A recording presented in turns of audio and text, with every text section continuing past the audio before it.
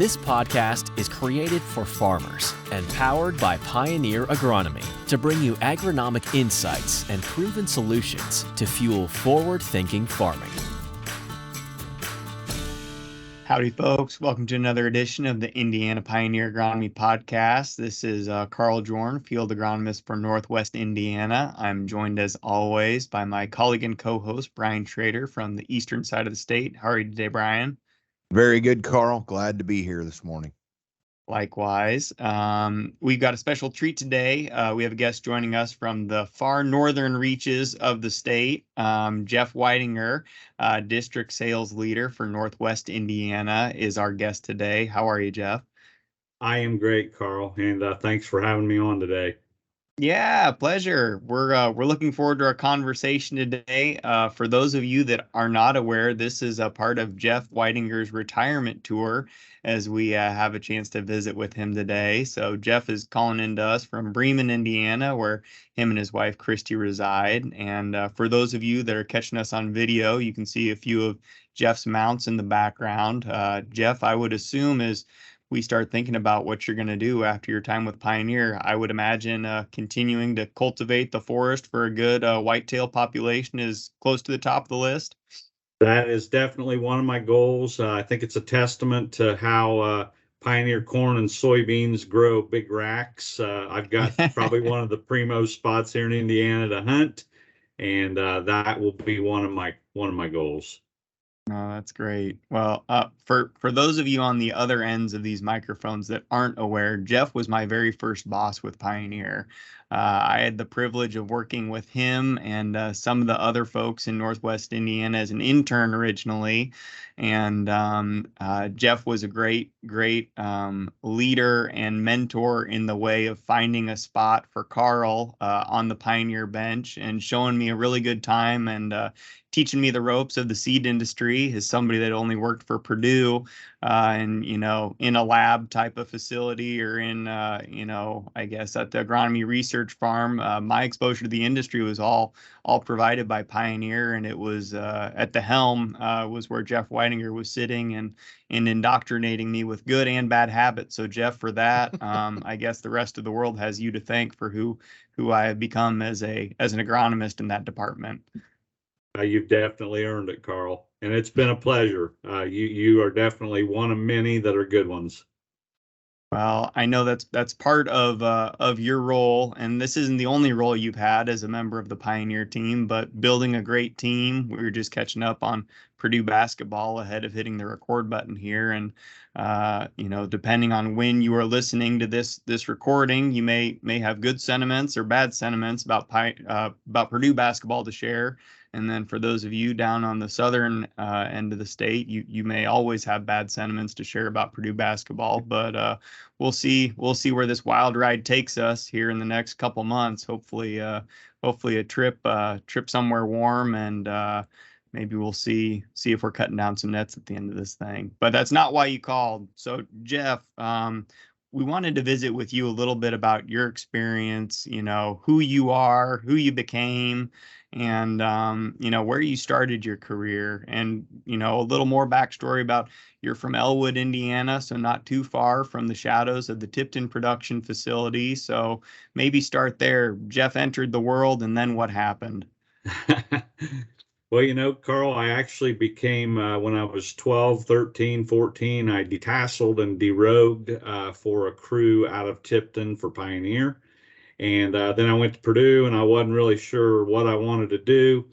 I took an agronomy class. I enjoyed agronomy, so I decided to become an agronomy major. And in 1988, I graduated from Purdue with a degree in agronomy.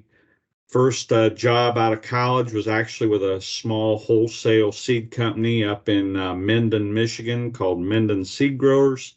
And I worked there, and then the Remington hybrids evolved and built a facility up there north of Sturgis, Michigan. And I joined in with a couple guys from there, and I ended up working there about 5 years until my wife and I, we got married, Christy, and we moved back to Elwood, and I started working for Pioneer. That was in 1994. Okay, so in '94, you started back with the folks that gave you maybe some of your very first paychecks, detasseling and roguing. The job that you were doing when you started back with Pioneer, maybe not the easiest role in the world, but also probably not as hard a labor as detasseling and roguing. So what were you doing at the Tipton plant? Carl, I feel very blessed because my first job with Pioneer was a production technician, and I did a lot of different things just within the plant, depending on the time of the year. I walked fields. I was a field scout. I worked in the warehouse. I worked in conditioning and packaging. Just kind of got an overall view of everything that goes on at a Pioneer production plant. And then I became the lab coordinator there at the Seed Quality Production Lab there in Tipton. And I did that for about 5 years. And again, that gave me the experience behind the testing that we do on our hybrids and our soybean varieties, and exposed me to all that, germinations, PST testing. And from there, I became the production agronomist, and I primarily worked with soybeans and wheat. And I did that role for a few years, and I became the senior agronomist still there at Tipton, and did that for a few years. And then my last stint there at Tipton was I was the assistant plant manager for a short period of time. So met a lot of great people, still have a lot of great friends from the Pioneer production plant there in Tipton. And then in 2008, I was given the opportunity to start seeing some of the sales side of the business, and I became an account manager. And my wife and I moved over to Yorktown, Indiana, and I think at that time we had about 14 sales agencies that I supported, and about 21 sellers. And I did that for 5 years, and then in 2013, Christy and I relocated up here to Bremen, and I became the district sales leader for Northwest Indiana. So it's been a great ride. Pioneer's a great place to work, and it's just been a blessing for me. Well, I think you were probably a great testament to Pioneer being a great place to work, because you aren't the only Whitinger that's in Corteva's employ these days. So maybe for the folks that aren't as familiar with your family, maybe share how your daughters found their way in and out of seed fields, and what they're up to. That's funny, Carl, because you're exactly right. I have two daughters, Michaela, she's 27, and Maggie is 23. Whether they liked it or not, I forced them to work at the production location up here in Plymouth. Actually, Michaela worked at the production facility in Constantine, Michigan as well. And they scouted fields. And yeah, it was a good experience for them, and it helped them pay some of their way through college. And you know what, Carl, one of the proudest moments I have within my career is, Michaela started her successful career with Pioneer Corteva, believe about 5 years ago. So now she's a crop protection territory manager over there in kind of East Central Illinois. Yeah, that's a pretty cool legacy to leave. There's a number of folks that, as we visit with more individuals across the organization, that you learn that they're maybe the second or perhaps even the third generation of their family that's worked for Pioneer. And it'll be cool to see, one day when there's more Michaela Juniors out there in the world, if you guys can make that leap to third generation within the brand, that'd be pretty special. But nevertheless, pretty cool that Michaela found what you did every day to be compelling enough to make a career out of it herself. I would agree. And you know what? I'm extremely proud of Maggie as well. Maggie's a NICU nurse down at Riley in Indianapolis, saving those little babies. She just, I think the deer out in the seed field scared her enough. She didn't want to get involved with agriculture and decided to be a nurse. But no, I'm extremely proud of both of them. Absolutely. Well, Jeff, I was doing the math here, and I'm no whiz when it comes to arithmetic, but you had about equal time in production and in the commercial organization over your years with Pioneer, and a lot of it was focused kind of in that central Indiana area, and then transitioned. You blew north and west from there a little bit. But I don't think many folks appreciate what all goes into putting a quality bag of seed out there on a truck and making its way to their farm. But that was something you really got to see from nose to tail, and I'm sure that informed you very well when it came to talking to folks at the farm and troubleshooting if there were any issues, heaven forbid, as to where they made it happen and how we could take corrective actions at that point. Are there any service calls or any production agronomy stories that you remember that have stuck with you over the years that might entertain some of these folks that are G-rated for this family show, Jeff? Yeah, I That's was the going to key say, right there, Carl. You got to have the ones that he can actually talk about. yeah, I don't know that I have any G-rated stories, Carl. But I do agree with you. I think seeing all that in the background allowed me to maybe troubleshoot some of the service calls just out of the gate and maybe make some assumptions or just some speculation around why we're having the service call. And yeah, I definitely think that's been good. And that's a good step for young people that are getting into the business to start in production. Absolutely. I'm grateful that I had my time on the seed corn production side of things. I know that's informed me very well when it comes to how we put the kernels in the bag and what it takes to get to that point in time and where there could be opportunities for improvement. And that's the best part about Pioneer, in my opinion. Obviously, I'm biased, but we we don't contract out that raising of our seed. For the most part, it's all raised in-house. So we have that relationship with our production facilities where we can say this seems to be an issue, and they're very receptive to making adjustments. And they're also great about keeping us informed about what they're doing within the plant and also the logistics side of things. That's having that close relationship as opposed to an outsourced type of deal is that there's a lot of value there within the brand for that. I would agree. And I think our production teams are very responsive to the service calls that we enter. And, knowing those people at the production plants has been very helpful. A lot of times they'll pick up the phone or they'll come out with the territory manager or the field agronomist and go right to the customer and tell them, hey, this is what happened. And I think that carries a lot of weight at the customer level. From your perch at the Seed Quality Lab, I know there's been many changes, in the last 10, 15 years in that space, but that's also one more assurance is we can more times than not guarantee a better quality unit of seed going across a seed meter than what most outsourced outfits may. Not to say that they don't do a fantastic job. It's just a little different when you're raising many different brands versus us focusing on Pioneer. But that aside, Jeff, you were talking about young people and having the opportunity to start on the production side of the business. What guidance or advice would you have? What skills do you think somebody needs to be a good seeds person today versus when you started your career in the seed industry? Oh, definitely, Carl. I think the customers changed over the years, and the way we have to serve the customer has definitely changed. And I think starting off, you have to be a good listener, and you have to understand the customer's operation and what their basic and extended needs are. And our customers are much larger now than they were 25 years ago. And, from a sales rep's perspective, that relationship they have with the customer, if we would happen to have something go wrong and we lose that customer, it hurts because they're so much larger now.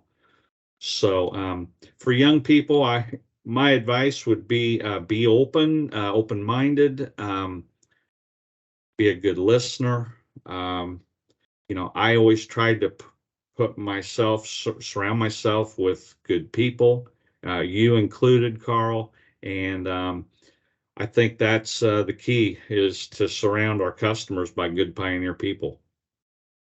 There's a number of people that you touched in your career, Jeff. Any of those that you feel left an impression on you, or that you spend an awful lot of time with, that you'd like to recognize at this juncture as you're getting ready to go on to greener pastures? I've got so many people that have touched my life through my career, and I hope to see a lot of them next week, in my last week. Any specific names? I've been really, really close friends with Ryan Peel. Mm-hmm. Ryan was our field agronomist for a long time. Before that, he's got a vast experience in production. Him and I went up through the rankings at Tipton. I think I was his manager for like 22 years before he Sure. decided to branch off on his own. And so just building that friendship, and I'd say it's been a great run with Ryan, and I was sad to see him go, but I know he went to a better opportunity for him and his family. But there's been a lot of people, Carl, that have touched my life, including you and Brian. So yeah, I several. You bet. You'd like to thank the Academy, kind of your Oscar speech, all the, your agent, your spouse, your family, all that good stuff. No, You know what, Jeff, Carl, you're exactly right. You do have to first and foremost thank your spouse. I couldn't have done all that I've done through the years without Christy supporting me. And these jobs are tough. They're time consuming. They a lot of time away from home. And she's always been right there to support me, been my sounding board. She probably doesn't like to hear all the stories I tell her each and every day, but she's been there to listen to me. So it's been a good for me to have her. Yeah. That listening skill you said is valuable for the, folks that are getting started in their careers, but it's a skill that you're never going to want to see diminished. I think I think, like you said, our spouses do an awful lot of listening, is whether we're venting or seeking guidance, advice. Maybe they don't necessarily know what you do day in and day out, but always a valued second opinion. I know when you're talking about Ryan, that for me, that relationship that I got to see from the sidelines as an intern, that was a big piece of what inspired me to want to be in the seed industry and work for Pioneer, was just the fun atmosphere that you and your team always had. And I know that you can't do it justice over a podcast interview, but I think that was one of your skills, Jeff, is always creating a kind of a sense of belonging, but also that nobody's too big to be teased or poked fun at. Keep it light and keep it fun, but always know that we had your support no matter what the task was. And I think that's a legacy that's going to be really hard for the people that are filling your shoes to be able to do. And for those folks that aren't hip to how Pioneer lines are drawn and redrawn, they decided that they couldn't just replace Jeff with one individual. They had to bring on two folks to fill those shoes. And Jeff, I think that's just a testament to what you contributed to the organization over the last few decades. As we reflect on starting in '94 and what you've been up to ever since. So I guess one other thing that I'd like to ask you, Jeff, is you said that when Michaela joined the organization, that was one of the things you're most proud of. But what are you going to kind of remember most as you go on to doing something else with your time besides answering emails and phone calls and being that sounding board for us? What's going to be that lasting memory or impression that you have of Pioneer before you head on out? Well, I appreciate the comments before, Carl. I think the big thing for me, that one of the things I'm very, very proud of, is I was looking around the room last night at Dave's retirement party, and just the people that I've been able to be a part of, either hiring them or mentoring them or managing them. And I've been blessed to be able to manage and mentor some of the highest professionals in agriculture. And just the sheer number of people that I hope can continue to carry on the legacy and the passion for the Pioneer brand. that's something that I'm very, very proud of. And you would be included in that pool of folks, Carl. You know, it's not going to be long, Carl, and I'm going to need to start drawing my pension. So I hope there's a lot of good people still in the organization that will help me keep getting it. Amen to that. We'll take up that charge. That's for sure. We talked a lot about what you've done. Tell us about what you're going to do now that you get to go on to those greener pastures. What does retirement hold for you and for Christy and the rest of the Whitinger family? Well, I think she's more worried about it than I am, but I think she has coached me around, hey, just step back for the first 2 or 3 months and see what comes your way. Don't do anything in specific. I think whatever I'm going to do, and I'll have to do something because I am a very busy body, it'll be on my own time schedule. Christy is a teacher, so she'll have the summer off. So her and I plan to probably spend a lot more time at our lake home in Michigan. And we also probably will try to do a little traveling.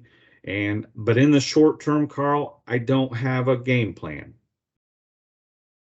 That's I think that's probably the best game plan, is to be able to take that breather. It's a breakneck pace in the seed industry, and that's coming from somebody that doesn't have any direct reports. So all the volume of calls and texts and emails that folks like you and Dave have received over the years, it's going to feel like that avalanche just came to a screeching halt. So finding what to fill that void, I'd imagine will be a lot of time spent outdoors, on the pond, in the woods, like you said, up at the lake. I know I have no doubt that you're going to find plenty of good things to do, or just enjoy and appreciate moments of quiet. Yeah. And yeah, I hope someday we get some grandkids to enjoy and that type of thing. But in the short term, I'll figure it out. Very good. Well, Brian, those were some of the questions that I wanted to make sure we had a chance to visit with Jeff on today, as he kind of leaves his legacy with Pioneer here. Anything as you reflect on losing a couple of pillars of Indiana Pioneer and Indiana agriculture that we are with Dave and Jeff as they move on to bigger and better things? Yeah, I think so. My relationship with Jeff has kind of spanned really his entire career with Pioneer. When I first met Jeff, he was at the production plant there at Tipton and heading things up. And so I got to know him because we shared growers. Then he became a colleague. I was actually the territory manager when Jeff came on to his north. Okay. And so, we shared a territory line together and discussions about, new reps or potential customers and all those kind of things. And then as he transitioned to his role that he's got now as a district lead, to watch that and be able to kind of tap into his expertise on that, whether it was at meetings or otherwise. And so, that was really fun to watch that transition and to know Jeff like I've known him. I think there are 3 or 4 hallmarks of Jeff that, as I've looked back and kind of reflected on our conversation today, that come to mind. And I think you, obviously, as one of his reports, will know these things pretty well. But for the folks that maybe only know him as the district lead on the west side of the state and maybe see him occasionally at meetings, a couple of the things that always stood out with Jeff is Jeff's always been, at least by my estimation, an outside the box type of thinker. Jeff was one of the first guys that would raise his hand in a meeting and say, well, yeah, I understand we've always done it that way, but that doesn't necessarily mean that we ought to do it that way moving forward. And so he was always willing to, maybe, I don't want to say challenge the status quo, but, Jeff, you were always willing to kind of take that step back, like you're talking about, as you enter your retirement and see what comes. And I always admired that, because I was kind of always the guy that, no, if that's the way we've done it and it always works, why not continue to do it? And so that was always something that, Jeff and I would talk about when he was my colleague, about how that needed to go. And so, I guess, Jeff, my question to you is that just the way you were always wired, or did you have to work at that, as you became a professional? Have you just always been that guy that challenged the status quo, or is that just professional development? Brian, I think that comes from, I did not come from a farm background. And my first role out of college in agriculture, I had no preconceived notions of how anything was to work. And back then, people didn't really like the status quo challenged. And so I did cautiously do that back then, but I think over the span of my career, it's evolved. And you're right. I think there's times where I've made knee-jerk reactions or decisions that have been the wrong ones. And you step back and you remember those and just make sure you don't do it again. And so, Sure. Yep. I think one of the other things too, Carl, is over the years, I know Jeff has shared a lot of stories about challenging conversations and situations that he has been in. And he's always, in my estimation, done a really good job of handling those, being very direct but sensitive to the idea. I don't know that I think, Jeff, you ever probably sought out the conflict necessarily, but kind of going back to Carl's question for these young folks that maybe are listening, or maybe a dad or mom that's a podcast listener and says, hey, you should listen to the podcast for Jeff and Dave. How do you coach maybe even your daughters? How have you coached them through those challenging conversations? Because we know in this business, whether it's growers challenging us or we have to confront a situation with a sales rep or a grower, those are just part of our professional relationships. How do you coach folks on those kind of things? Brian, that's an easy one for me to answer, because when we were just Pioneer and we had our core values, the one that I remember and put always at the top was respect for people. And every conversation I entered, I made sure I was top of mind of respect for that person that I was visiting with. And I think even though maybe some of the conversations became critical, you always had that respect for people in the back of your mind, and you got through it that way. So that's the way I've coached Michaela and Maggie, and Christy's been right there by my side with same coaching. And I really think that's something that we need to work on as a company. Is you have to have respect for people, highest ethical behavior, and safety and health, in my opinion, right up at the top of your values. I think that's well said. That's a good lasting impression to leave, Jeff. I know that was something you always impressed upon us, and that was, a goal to carry out as we face the field and represent the trapezoid on our chest. And I know we'll do our best to continue on the legacy that you leave. We may not look like you as we're out there visiting with growers and reps, but we sure will try to sound like you and act like you. But folks, for your time, we appreciate you visiting with us, listening to Jeff Whitinger tell the tale of how he became who he is today and where he's going. We're very grateful for your listenership. We're very grateful for Jeff and his time, not just the 30 minutes he spent with us today, but the nearly 30 years that he left us with Pioneer, representing the brand and representing Indiana agriculture. Couldn't have asked for a better leader, a mentor, and what I consider a good friend as Jeff goes on to the next stage of life. So Jeff, once again, thank you. We look forward to seeing what you and Christy, Michaela and Maggie go on to do from here. But until next time, we're grateful for your time listening to the Indiana Pioneer Agronomy podcast. Again, thanks for having me on, guys. Appreciate it. Thank you for listening to this episode from the Pioneer Agronomy team. Be sure to visit pioneer.com/podcasts to access additional episodes and learn more about our extensive on-farm data and innovative digital tools that are fueling forward-thinking farming.